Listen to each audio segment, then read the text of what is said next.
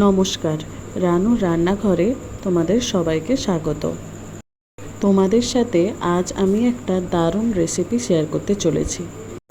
পাঙাশ মাছের chilli fish. পাঙাশ মাছটিকে ছোট ছোট করে কেটে নিয়েছি। এখানে পাঙাশ মাছটিকে নুন আর লেবু দিয়ে ম্যারিনেট করে রাখবো 30 মিনিটের জন্য। সেকেন্ড ম্যারিনেশনের জন্য নিয়েছি একটা ডিম, 1 কাপ ময়দা, নিয়েছি 3 টেবিল স্পুন কর্নফ্লাওয়ার,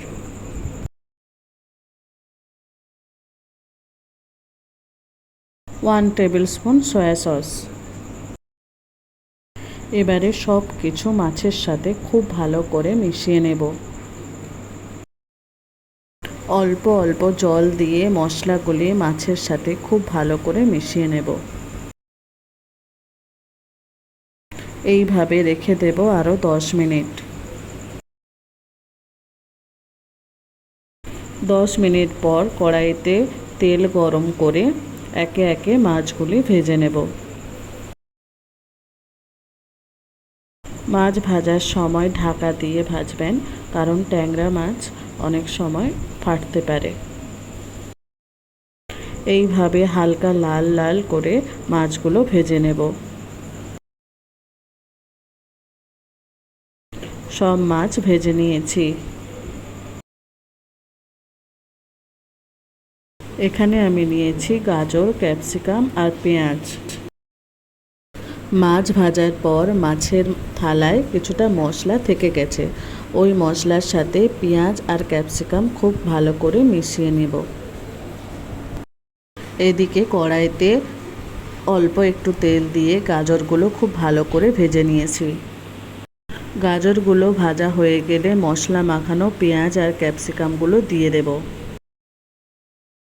ভালো করে নেড়ে চেড়ে সবজিগুলো ভেজে নেব।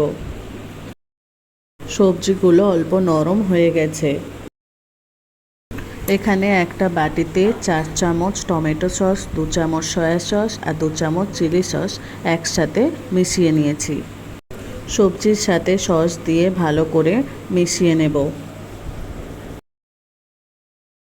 গ্রেভি করার জন্য আমি এখানে জল দিয়ে দিলাম। আপনাদের প্রয়োজন মতো এখানে জল ব্যবহার করবেন, যে যতটা গ্রেভি রাখতে চান।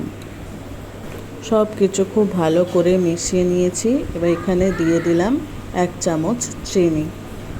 সব কিছু খুব ভালোভাবে ফুটে এলে ভাজা মাছগুলো দিয়ে দেব।